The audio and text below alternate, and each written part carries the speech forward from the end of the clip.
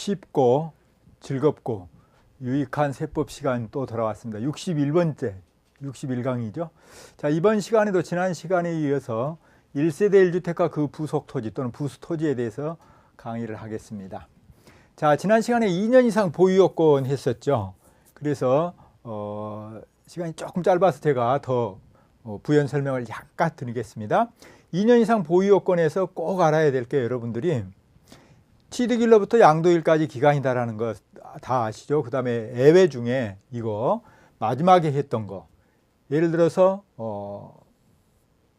해 뜨는 언덕이 하얀 집에 여기다가 이렇게 집을 하나 이렇게 지었습니다. 취득을 했다고 가정해 봅시다. 이게 지금 2016년 1월 1일 날 취득했다고 가정해 봐요. 취득을. 그래서 여기서 이제 거주를 합니다. 그죠? 취득해서 집 한 채밖에 없으니까 해 뜨는 언덕이 하얀 집이니까 이렇게 취득해서 거주를 하는 거죠. 그런데 세 가지 사유. 우리 시험에서는 지금 세 가지 사유가 나오죠. 뭐 어떤 거죠? 여기다 써드릴까요? 취학, 질병의 요양, 근무상의 형편. 이 세 가지가 이제 사례로 나오는 거죠. 취학은 자식 잘 가르쳐 보겠다고 예를 들어서 대덕연구단지로 이사 간다. 그죠? 거기는 최소 엄마가 국내 박사 내지는 외국 박사니까, 그러니까 그 대화하는 내용이 틀리다고 그러죠. 이 우스갯소리로 서울의 사람들은 뭐하죠? 조그마한 애들이 유치원생들이 대화하는 내용이 너희 아빠 차 뭐 어떤 차종이니, 뭐 몇 평에서 사니, 유치원도 안 다니는 애들이 그런다고 해요. 그런데 대덕연구단지의 같은 또래 애들이 너희 엄마 오늘 아침에 어떤 논문 뭐 완성했니? 뭐 이런 식으로 대화의 내용이 틀리다고 그러죠. 그래서 다 대덕연구단지로 이제 취학을 시키기 위해서 간다. 그 말이죠. 서울을 버리고 대덕연구단지로. 그 다음에 질병의 요양. 아파서, 부모님이 아파서 어디로 간다? 저기 거제도, 한려수도로 간다. 그죠? 그래서 요양을 해드리려고. 그 다음에 근무상의 형편. 그래서 지난 시간에 근무상의 형편으로 간단하게 잠깐 제가 설명을 드렸었죠. 자, 아빠가 이제 발령이 나버렸어요. 이렇게 서울에서 해 뜨는 언덕이 하얀 집을 마련해서 이렇게 했는데.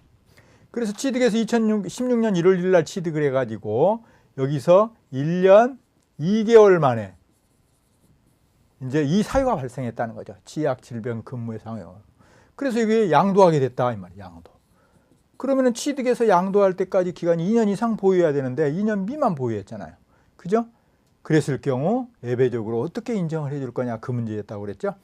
그래서 2016년 1월 1일 취득해서 1년 6개월, 2개월 예를 들어서 2017년 1월, 2월, 3월 1일이라고 그럴까요? 그럼 넉넉하죠? 2017년 3월 1일 날 이렇게 팔고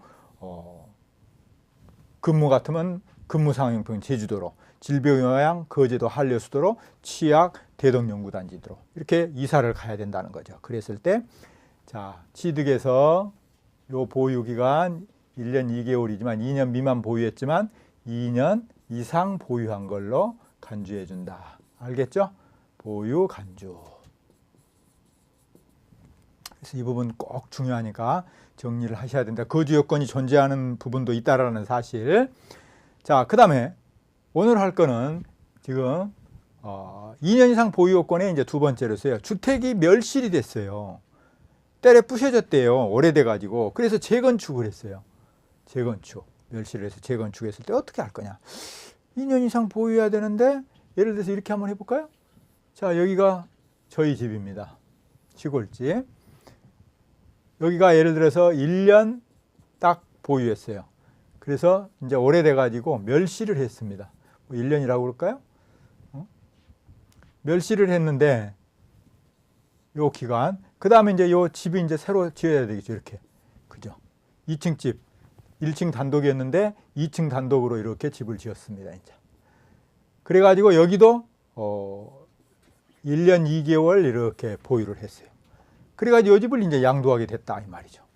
그러면은 이 집 재건축한 시점으로 따지면 1년 2개월밖에 보유 못했으니까 2년 미만 보유했으니까 과세를 해야 되는 결과가 나타나겠죠. 그랬을 때 요 1년 2개월하고 요거 주택 멸실 후 재건축하기 전전, 그러니까 종전주택하고 해서 1년, 보유기간 1년, 여기 재건축한 주택 1년 2개월 해서 2년 이상 조건을 충족한 거죠. 이렇게 합산한다 이 말이에요. 통산한다. 우리 법에는 통산한다 이렇게 돼 있는데요. 통산한다, 네, 합산한다 이렇게 똑같은 말로 생각하시면 됩니다. 그래서 거주 보유 중 소실, 불타 없어졌다, 도개 무너졌다 이 말이죠. 노후 등으로 멸실되어 재건축한 주택은 멸실된 주택과, 자, 요 멸실된 주택과 재건축한 주택 요거 이렇게 대한 거주기간 및 보유기간을 합산한다. 그래서 2년 이상 보유요건을 판정한다. 그런 내용입니다.